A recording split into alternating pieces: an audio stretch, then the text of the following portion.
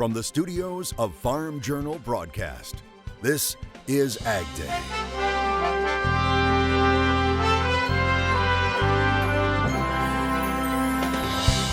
Coming up today on AgDay. Well, he just loves it so much, you know.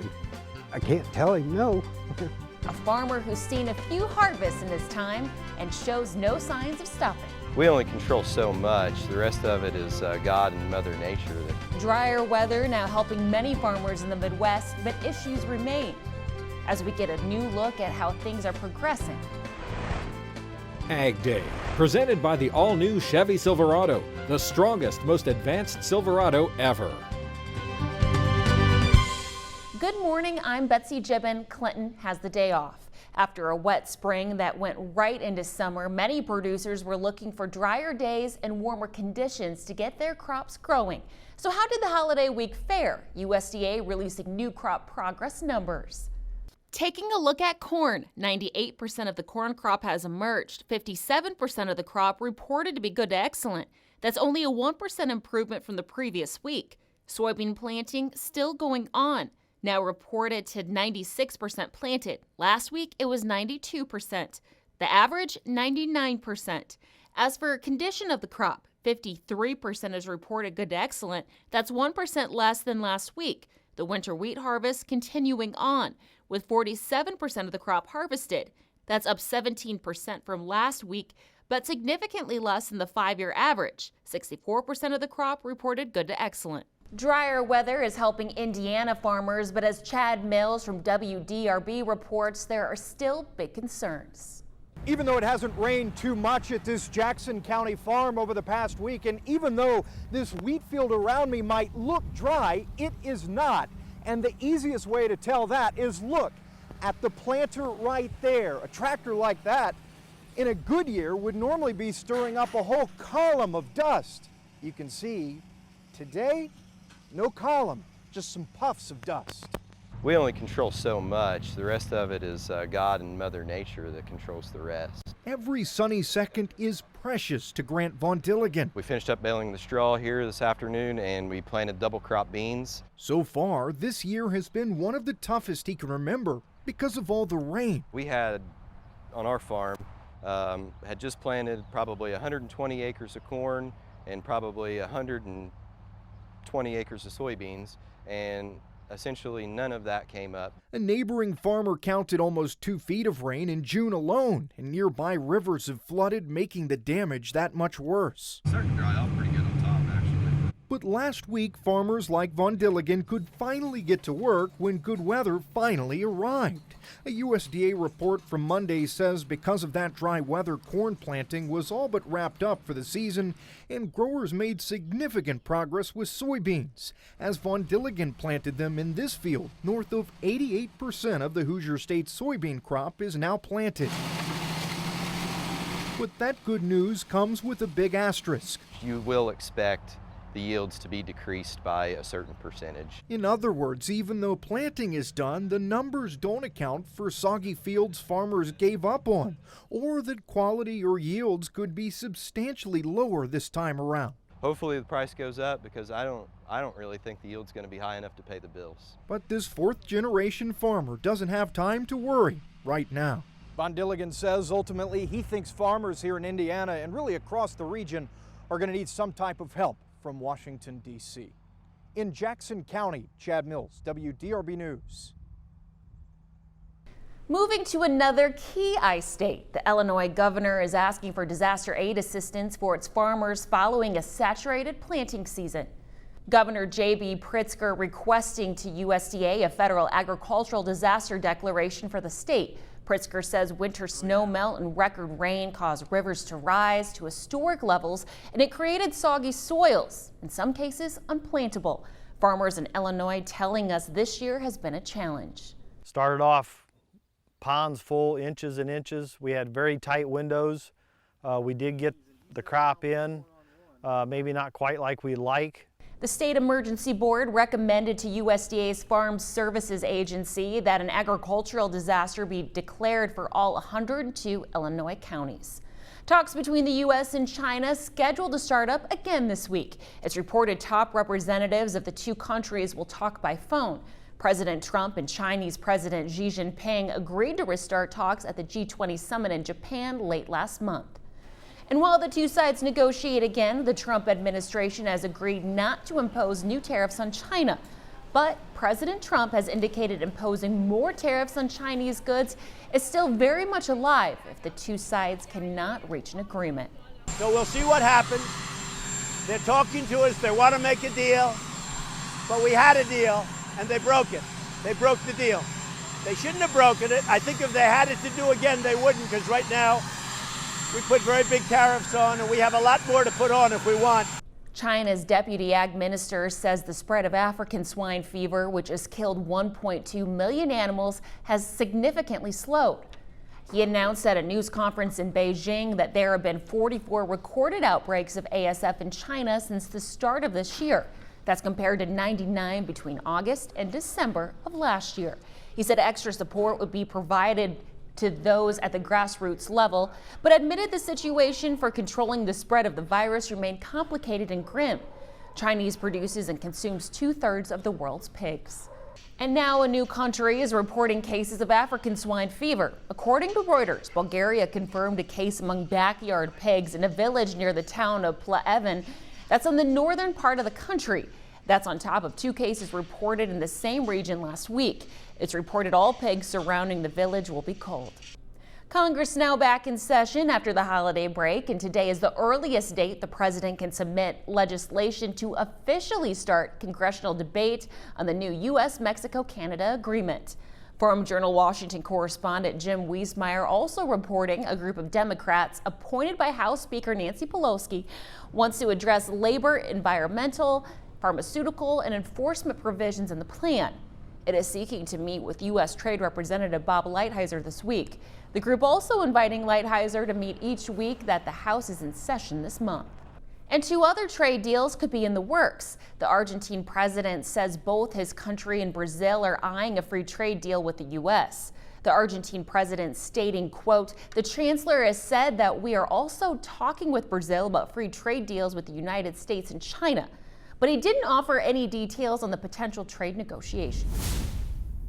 Summer is continuing to bring more surprises weather-wise, many of which are unwelcomed, as meteorologist Cindy Clausen shows us in today's Crop Comments.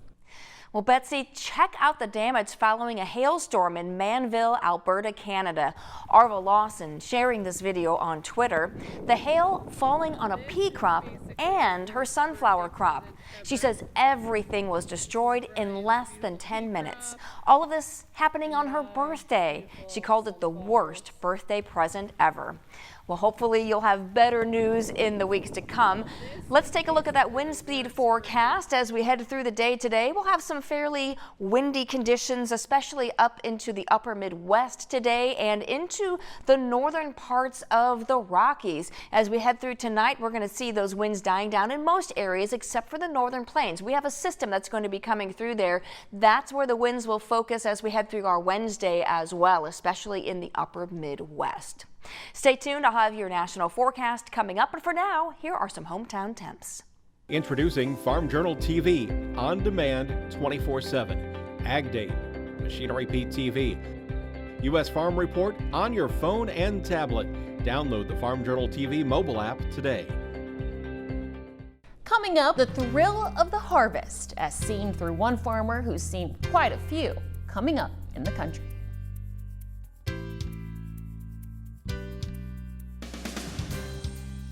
Closed captioning is brought to you by BASF. Grow smart with BASF. We create chemistry.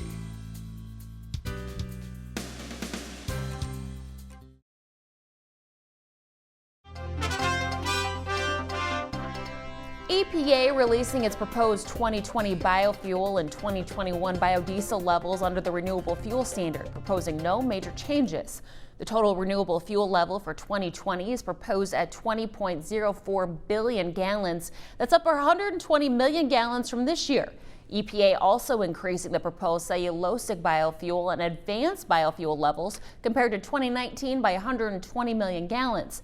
Conventional biofuel, which is primarily corn-based ethanol, is maintained at the statutory maximum level of 15 billion gallons. Republican Senator Chuck Grassley of Iowa not pleased with EPA's action, saying, quote, "It's unacceptable that EPA would set biofuel volumes below demand at a time when farmers, biofuel producers, and agribusiness owners are forced to shed jobs and close plants," end quote. Grains were a mixed trade during Monday's trading session, with much of the corn crop behind and shallow rooted. There continues to be concern about yields. Here's more now from the CME. But relatively sluggish today for a Monday morning. We're waiting for crop progress report after the close to find out if we'll get a little bit of a bump in the market. Maybe we'll have some turnaround Tuesday, tomorrow, but there's a lot of uncertainty, and that's why we're seeing a little bit of this sideways movement. But the warmer forecast, however, is unlikely to have really much of an effect on the market. There has been a lot of talk that even in spite of the fact that we were planting late, that the yields are still going to be pretty plentiful. The estimates just came out now for the WASDE report. It certainly looks like we're going to have a lot of grain around, so demand is going to be our #1 focus. In the livestock market today, live cattle, it slipped a little bit. The cash trade is sluggish to start the week. We were hoping that maybe we get a little bit more of a pop, but it wasn't coming. The weaker values has caused some concern that there's a weakening of underlying support, especially throughout the summer. Now we're going to be looking for beef demand to be more of the focus, and if we can get a little bit more of that, maybe that might hold the market off from really slipping much further.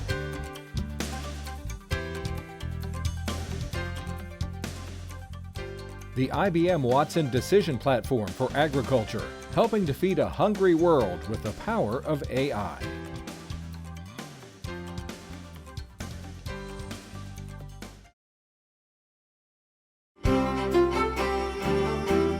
Welcome back to Ag Day with meteorologist Cindy Clausen. Cindy, it looks as if the northern plains will receive even more rain. Yeah, it's going to be kind of a stormy day for a lot of the northern plains and upper Midwest. Let's take a look. Most of the action that we'll be seeing today is with this system that's going to be slowly moving through the northern plains and the upper Midwest. So that's where our focus for rain will be. It's also going to be kind of wet in the southeast, but let's put this into motion. You can see where everything's moving, and you can see over into Minnesota, that low moving in tonight. So we'll look for some showers and thunderstorms. So kind of stormy in the northern plains, upper Midwest. Still enjoying that high pressure from much of the Great Lakes, central Great Lakes, and on into the northeast. But some more wet weather as we have a cold front draped through the southeast. More rain coming into the Pacific Northwest as well with a storm there. Through the overnight hours we go, we're going to see that low pressure continuing to move into the western Great Lakes there. Some scattered showers and thunderstorms in the southeast, but we can increase the precipitation as that low comes further towards the coast in the northwest. Heading through our Wednesday, things could be quite stormy along our front in the Great Lakes area. In fact, we are picking up more heat and humidity there, so the chance for some strong to severe storms increases as we get into our Wednesday. Again, look for scattered showers and thunderstorms across much of the southeastern quarter of the country. As far as precipitation, the past 24 hours, we've had a couple of focuses in the southeast, but really we've been focusing around that low pressure system in the northern plains and even into northern parts of the central plains. The next 24 hours will kind of follow that same trend as we see that low pressure system bringing more rain to the upper Midwest and the northern plains, and we'll see some additional rainfall in parts of the southeast. Temperature-wise, we're still pretty warm as you get down into the south central United States, even 86 all the way up into the Great Lakes, into Chicago. Slightly cooler, more comfortable in the northwestern United States. As we head into the overnight hours, we'll be seeing those temperatures still pretty mild, a lot of 70s across most of the country, some 60s in the northeast and into the northwest. And tomorrow we'll see similar temperatures in a lot of the areas, but we do cool down on the backside of that front in parts of the northern plains.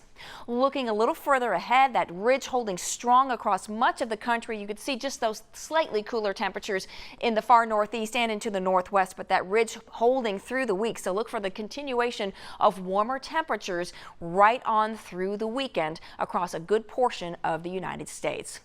That's your national forecast. Now let's check on the weather where you live.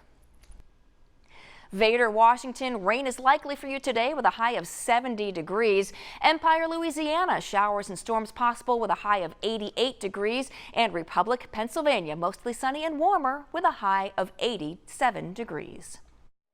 Still ahead, good news and bad news when it comes to milk prices. What we could see happen in the near future next. Join Andrew McRae for Farming the Countryside, a farmer-focused podcast that is all about production agriculture. Farming the Countryside is available wherever you listen to your favorite podcast and is brought to you by Nutrien Ag Solutions, the world's largest provider of crop inputs and services.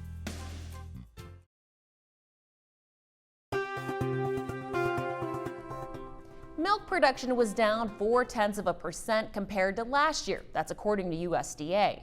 Total production sat at just over 19 billion pounds. Production per cow averaged just 11 pounds higher than May of last year, but 63 pounds higher than in April. Take a look at this map. It shows the states that suffered the biggest production drops, with Illinois down 11%, Virginia down 10%, and Pennsylvania down 7%. So what's driving down production? Farm Journal's milk reports a smaller national herd and a below average increase in milk per cow are behind it. Cow numbers are still down by 89,000 head in May compared to a year ago, but that decrease is starting to level out. The herd actually increased by 5,000 cows between April and May. That happened mostly in the Southwest. Rabo AgriFinance says it expects cow numbers to continue to climb, but concerns about feed quality, availability, and cost due to a wet spring could temper expansion plans and keep output per cow below trend. One man never misses the call to help out on the family farm. Coming up, this longtime farmer who's bound to lift your spirits in the country. Closed captioning is brought to you by BASF. Grow smart with BASF. We create chemistry.